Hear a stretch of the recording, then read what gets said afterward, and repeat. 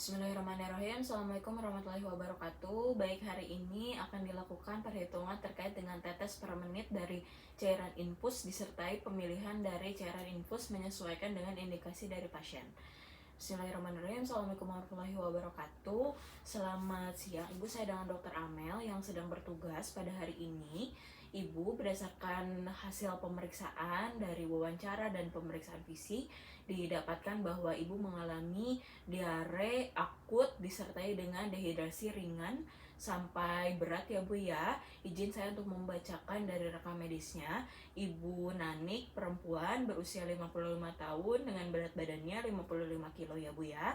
Baik Ibu, dengan adanya diare tersebut mengharuskan Ibu diberikan cairan tambahan Bu yang nantinya akan dimasukkan melalui cairan infus. Nah, nanti infusnya akan saya pasang di tangan Ibu, nanti akan menggunakan jarum, namun nanti jarumnya akan dilepas dan menyisakan kanula atau selangnya untuk memasukkan cairan tersebut, sehingga nanti cairan dalam tubuh Ibu dapat seimbang kembali.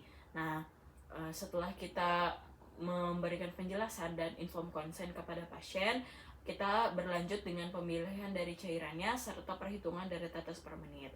Baik Ibu, izin saya untuk melakukan persiapan terlebih dahulu untuk perhitungan dari cairannya dan cairan apa yang akan dimasukkan ke tubuh Ibu. Saya akan mempersiapkan. Ibu silakan untuk ditunggu terlebih dahulu ya Bu ya. Terima kasih.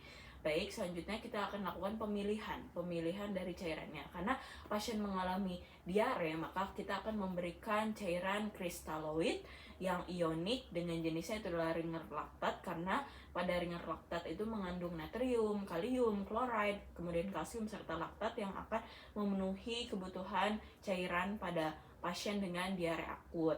Nah, berdasarkan konsensus tata laksana diare 2022, pada pasien dewasa dengan derajat dehidrasi ringan sampai sedang dipergunakan rumusnya itu adalah 109/100 kali 30 mili per kilogram berat badan untuk 24 jam. Nah, pada pasien ini setelah dilakukan perhitungan 109/100 dikali 30 mili dikali dengan berat badan pasiennya itu adalah 55 kilo untuk 24 jam, maka didapatkan hasilnya itu adalah 1798,5 mili per 24 jam. Nah, setelah dilakukannya tadi pemilihan cairan, kemudian perhitungan dari kebutuhan dari pasiennya, kebutuhan cairan dari pasiennya, kita deteksi atau kita tetapkan untuk lama pemberiannya. Nah, ini kan untuk 24 jam sesuai dengan konsensus untuk rumusnya. Kemudian setelah itu tentukan dari faktor tetes dari infusan. Nah, untuk pada pasien dewasa diberikan untuk infus setnya itu adalah infus set yang makro dengan faktor tetesnya itu adalah 20 tetes per 1 mili. Nah, maka untuk faktor tetesnya itu adalah 20 drops atau 20 tetes.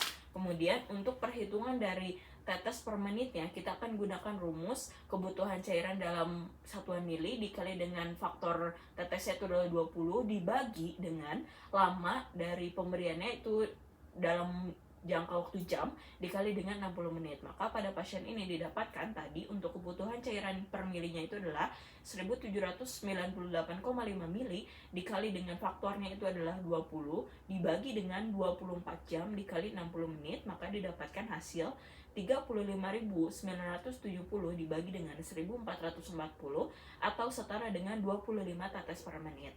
Nah, setelah didapatkan 25 tetes per menit, maka kita akan sampaikan kepada pasiennya. Ibu, alhamdulillah tadi saya sudah mempersiapkan cairan yang akan dimasukkan ke tubuh Ibu itu adalah cairan ringer laktat yang nantinya akan memenuhi kebutuhan cairan Ibu yang keluar sebelumnya karena diare, supaya Ibu tidak dehidrasi. Nah, nanti infusnya akan saya pasang, dan untuk pemberian cairan ini adalah bentuk ikhtiar dari kami sebagai tenaga medis untuk tahap proses penyembuhan dari penyakit Ibu, dan sejatinya memang hanyalah Allah yang akan memberikan kesembuhan, tapi kami sebagai tenaga medis akan membantu Ibu. Baik Ibu, terima kasih ya Bu ya. Kemudian kita akan lakukan pemasangan dari infus pada pasiennya, disambungkan ke cairan ringer laktatnya, dan pada proses untuk pengukuran dari tadi pengukuran dari tetes per menitnya sudah dijalankan, dan pada saat sudah tersambung pada pasien maka kita akan gunakan stopwatch selama 1 menit, dan tadi untuk perhitungannya 25 tetes per menit. Maka dalam 1 menit tersebut harus teracu dengan 25 tetes. Baik, wassalamualaikum warahmatullahi wabarakatuh. Terima kasih.